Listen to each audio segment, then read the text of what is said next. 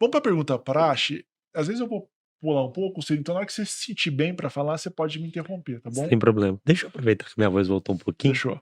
Luciana, aqui no podcast a gente sempre pergunta, a gente gosta de saber a história do convidado com criptomoedas.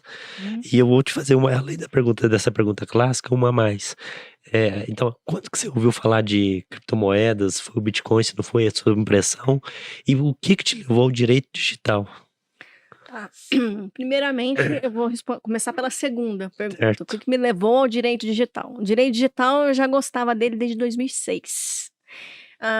Quando foi para eu fazer meu TCC, né? O tema que eu queria escrever era crimes de informática. Eu já gostava, sempre gostei da parte do direito penal, tanto que eu tenho a minha especialização em ciências penais, né? Metodologia do ensino superior. Então, eu peguei, já pensava lá, quando eu estava na faculdade, pensava assim, quero escrever sobre crime de informática, mas não achei livro.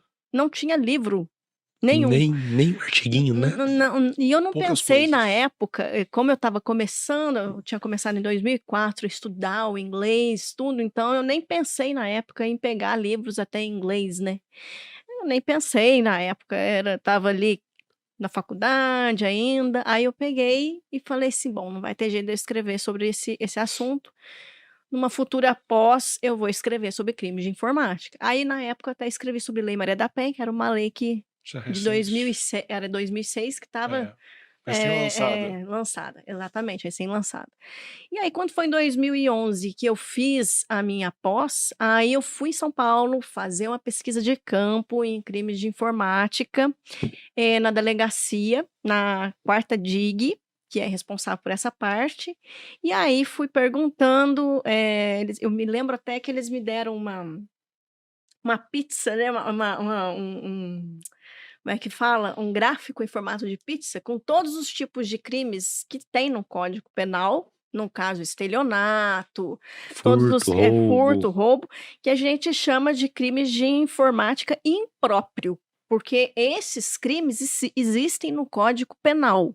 Agora, os que não estão ali no Código Penal, mas têm leis específicas, como Lei Carolina Dickmann, né, por exemplo, aí a gente chama de crimes de informática próprio. Então, na época, eu tive muito dentro dessa tabela aí, os crimes de informática impróprio, a quantidade de crimes de informática impróprio, no caso, quanto que era no estado de São Paulo os crimes de informática no estelionato, quanto que era fraude eletrônica, por exemplo, naquela época.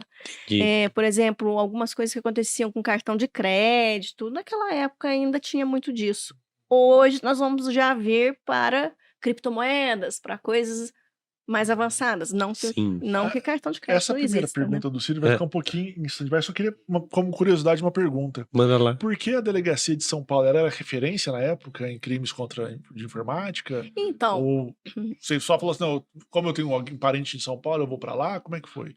Por que ir lá? Porque São Paulo, não Campinas, não outro lugar, sei lá. Porque tinha só nas capitais, no caso. Tá. E tem, na verdade, nas capitais, isso está escrito em lei, né.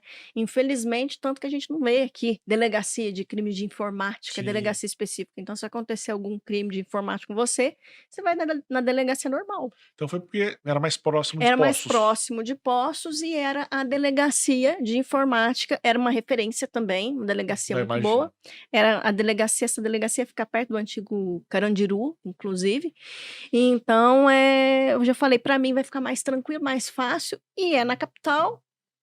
As pessoas te recepcionaram bem? Muito, muito bem. Eu consegui até gravar na época, eu levei um MP4 que eu tinha, gravei ali mais de 1 hora de conversa com o assessor do delegado. Eu fiz um monte de pergunta para ele, então eu levei um caderno com muitas perguntas, e eu sou dona de fazer muitas perguntas desde a época da faculdade.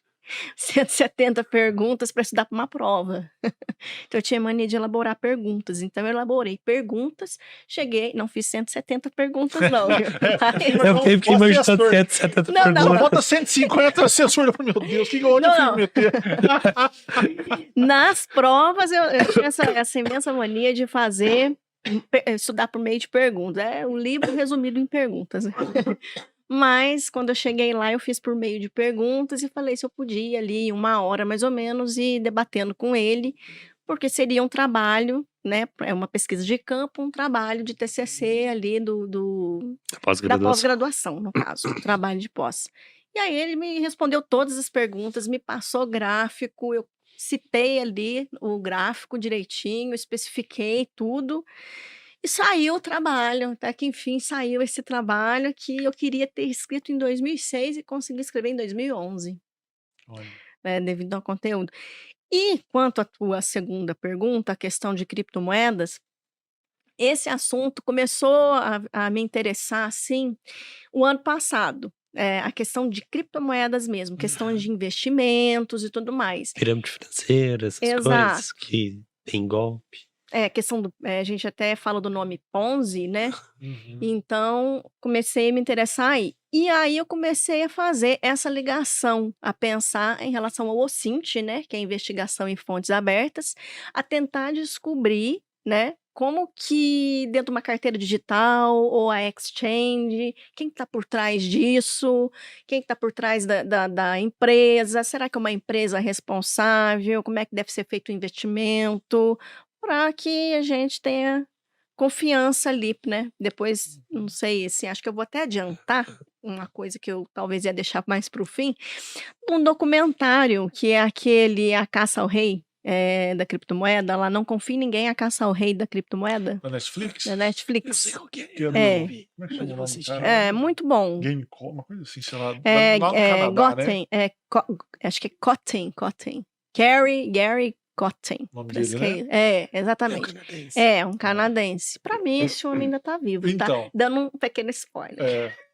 Você fica com essa dúvida no final, mas eu também fiquei com a sensação de que ele estava vivo. Eu estou com a sensação que É. ele está vivo e que a esposa sabe de tudo. Eu não vou falar que ele não assistiu ainda. Não tem problema do spoiler, não.